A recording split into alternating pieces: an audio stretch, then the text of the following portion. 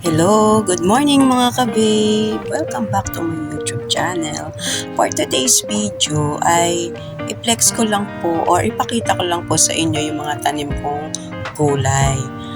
Isa na po dito yung aking tanim na kalamansi. Ayan po, ang dami na pong bunga. Ayan po ay nakatanim lang po dyan sa paso. Ayan. Kung makikita po natin, ang dami ng bunga ng aking kalamansi. Meron naman din po akong tanim na sitaw. At namumunga na din po yung aking sitaw. Ayan po mga kabib.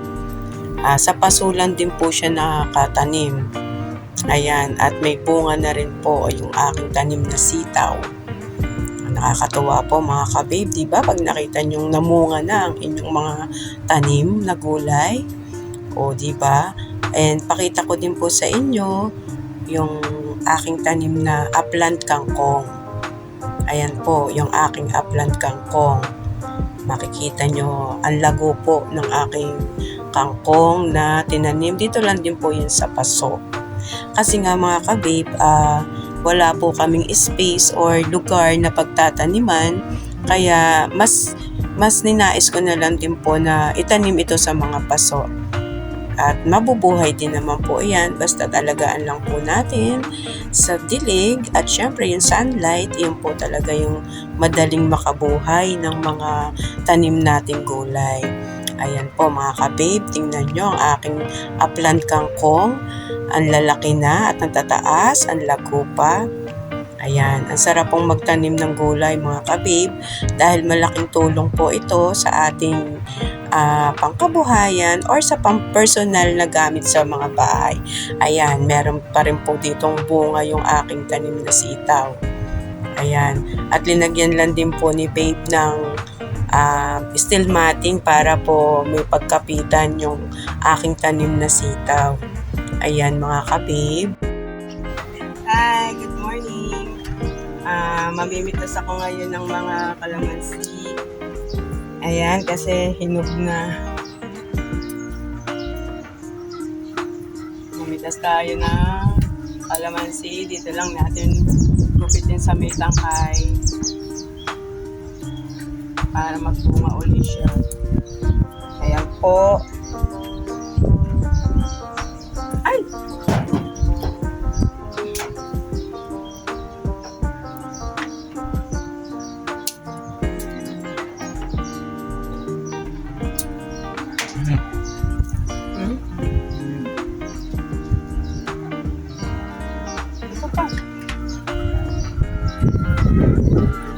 Mamimitas ng kalamansi para sa usawan. Magluluto kasi ako ng sinigang na luto. Ito po, sa usawan lang po namin yan. Kaya ako pumitas ng kalamansi. Tapos may bunga na rin po yung aking sitaw. Ayan, malaki na rin po yung bunga ng aking sitaw. Pwede na rin po isahog pwede ko na rin isahog sa sinigang. Kasi natin.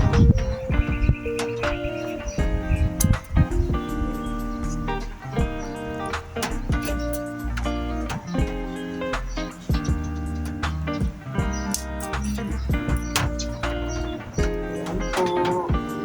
Hindi pa yan. Pa yung isa eh. Pwede na to kahit dalawa, pwede natin isahog sa sinigang. Tapos, meron din po akong tanim na upland kangkong. Ayan. Mga kabib, dito lang ako nagtatanim sa bubungan namin sa mga paso kasi wala kaming lupa na pagtataniman kaya pwede na dito. Basta ang mahalaga, nadidiligan at naaarawan, ito po yung upland kangkong. Madali naman po siyang mabuhay. Gupitin lang po natin sa tangkay para tumubo pa rin siya. Malabo na yung aking kangkong dito. Masarap po itong isahog sa sinigang dahil fresh na fresh. Pwede din naman itong igisa sa oyster sauce. At lagyan ng tokwa. Pero ako, lulutuin ko ay sinigang na din po. Kaya lalagyan ko rin ng Eto, upland kangkong. Mas maganda po kasi magtanim dito sa lupa para at least alam po nating malinis. Mas maganda magtanim kasi libre na yung gulay. Teka, last na to. Yan. Sa ano lang po ako kumuha. Dito sa pinutol ko lang yung tangkay para at least magdahon po siya ulit. O yan, ito po yung upland kangkong. Okay, mga kabi, pwede na po natin itong isahog sa sinigang. Ito yung kalamansi, kangkong, at 2 pirasong sitaw. Okay po, mga kabi.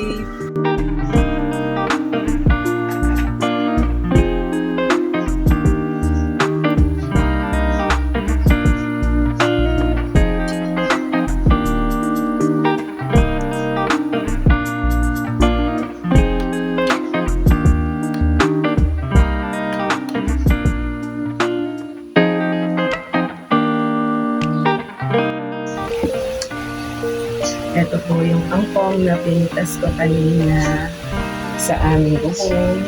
Ito yung kangkong at 2 piraso ng sitaw na isasahog ko sa sinigang lugaw. Tingnan natin ang kangkong na pinitas ko sa aking garden, sa aking paso. Yes po. Siguradong napakalinis po nito kangkong na to dahil ito po ay aking tanim. Fresh from my garden. Yan ang aking kangkong. Tingnan natin ang aking tanim na upland kangkong.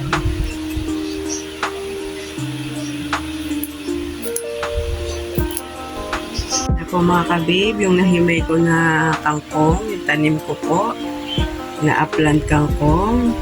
Ayan. Iniwalay ko lang po yung tangkay at medyo matigas po iyon. Konti lang naman. Then, ito yung aking sitaw na na-harvest, 2 piraso. Pwede na rin naman itong isahog sa sinigang. At ito naman po yung aking napitas na kalamansi. Ayan. Pwedeng pang sausawan ng sinigang na liempo. Ayan po mga ka-babe, diba? Malaking tulong sa atin sa pagluluto dahil hindi na tayo bibili ng kangkong at sitaw kasi may tanim na. Ayan po. Maya po ay isasahog na natin yan sa sinigang. Iyan po ay panghuli dahil sobrang lambot lang naman po ng kangkong at sitaw. Kaya kahit na hot cook lang, mas masarap.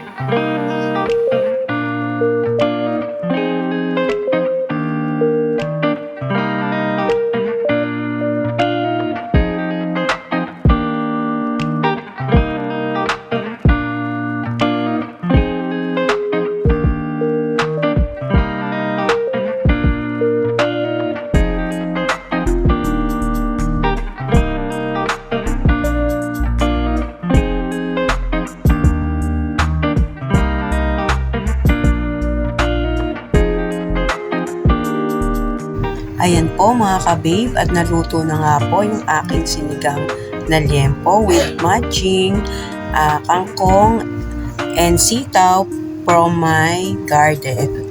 Ayan po mga ka-babe, thank you for watching. Please like and subscribe and hit the notification bell para lagi kayong updated sa mga videos na i-upload ko. Thank you mga ka-babe. God bless!